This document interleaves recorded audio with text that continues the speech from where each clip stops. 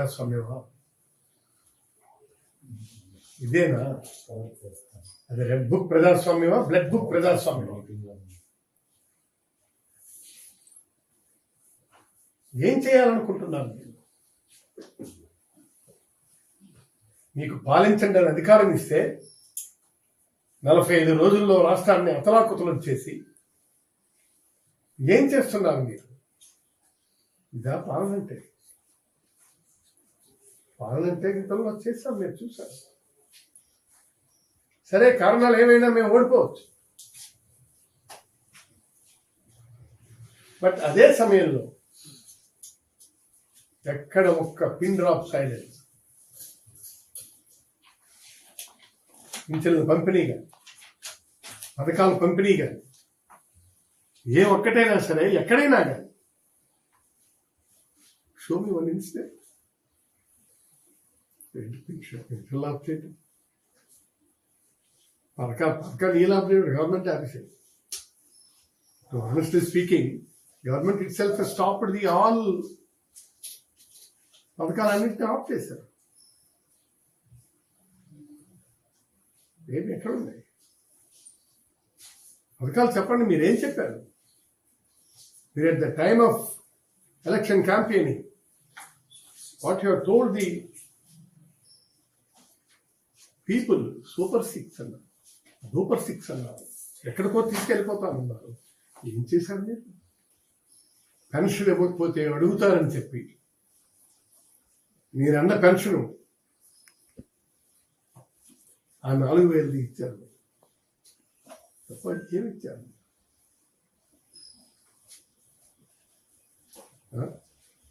తల్లికి వందనం గోవింద.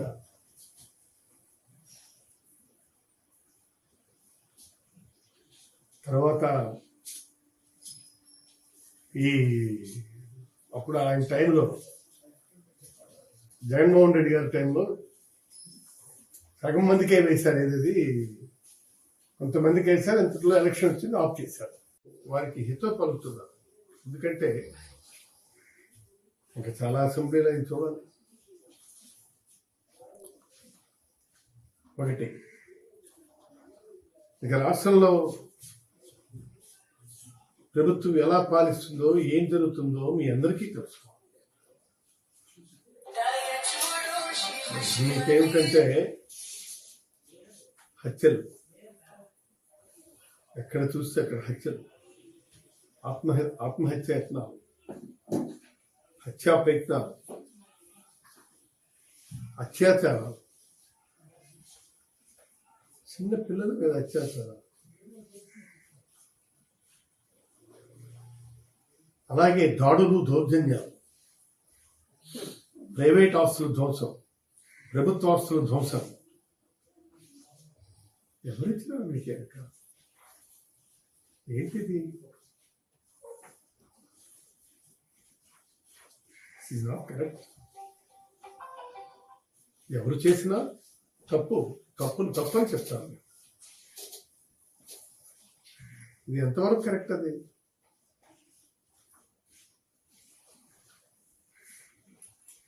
హత్యలు 35, ఆత్మహత్యలు 300, హత్యా ప్రయత్నాలు 300, ఆత్మహత్యలు 35, అత్యాచారాలు 20, బాలికల మీద వీళ్ళ మీద అరెస్ట్ చేస్తున్నారు. అంటే గవర్నమెంట్ మేమేం చేసినా మాకు సపోర్ట్ చేస్తుంది అన్న మెసేజ్ ఎప్పుడైతే వెళ్ళిందో, వాళ్ళు ఇష్టారాజ్యంగా వాళ్ళు చేస్తున్నారు. దాడులు, దౌర్జన్యాలు 1050, ప్రైవేట్ ఆస్తుల మీద ధ్వంసం 560, ప్రభుత్వ ఆస్తుల ధ్వంసం 490.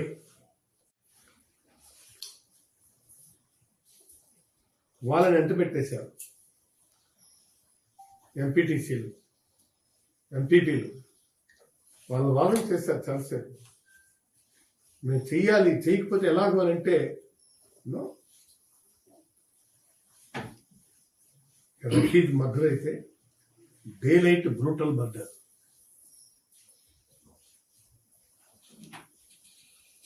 వినుకొండ రషీద్ది డే లైట్ బ్రూటల్ మర్డర్, పట్ట పగలు. ఏంటంటే అన్యాయం కాదు. ఆయన ఒక దుకాణంలో పని చేసుకుంటున్నాడు. అలాంటి వాడిని తెచ్చి నరకడం అంటే ఏంటది? ఎక్కడికి వెళ్తుంది ఈ సమాజం? ఏం చేస్తుంది ఇది? తర్వాత నిన్న చిత్తూరు జిల్లాలో మా ఎంపీ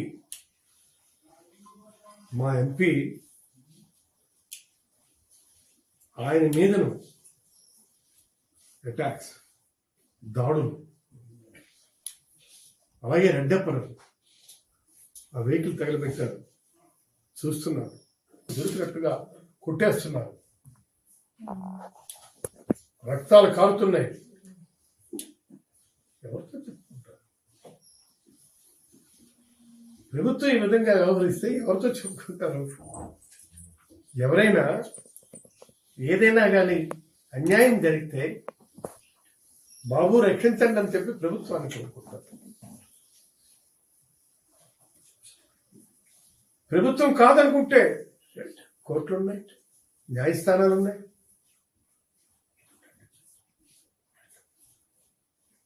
వాటికి ఎప్పుడో తప్పదు అల్టిమేట్గా.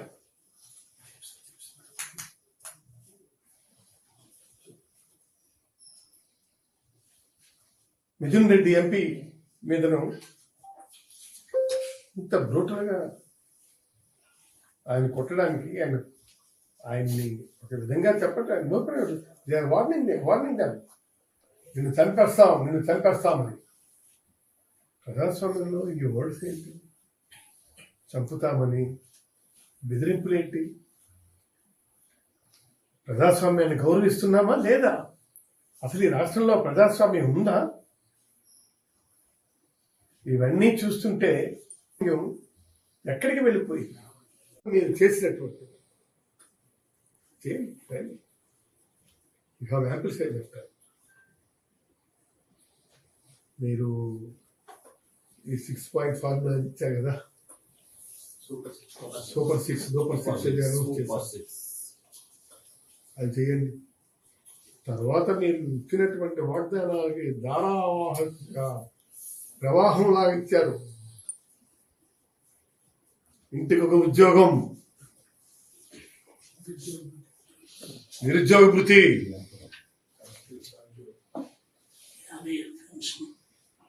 50 ఏళ్ళకి పెన్షను, ప్రతి మహిళకు 1500. ఇలా చూస్తున్నాం. అంటే ఇవన్నీ ఇచ్చిన హామీలే.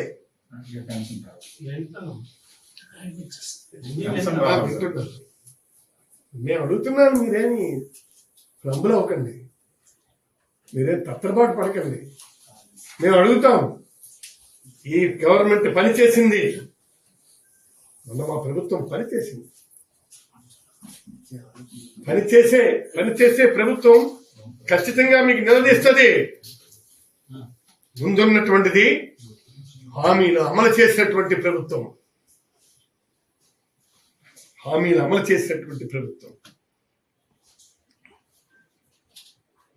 మీరు హామీలు ఇచ్చారు, గవర్నమెంట్ లో ఉన్నారు, మీరు అమలు చేయండి.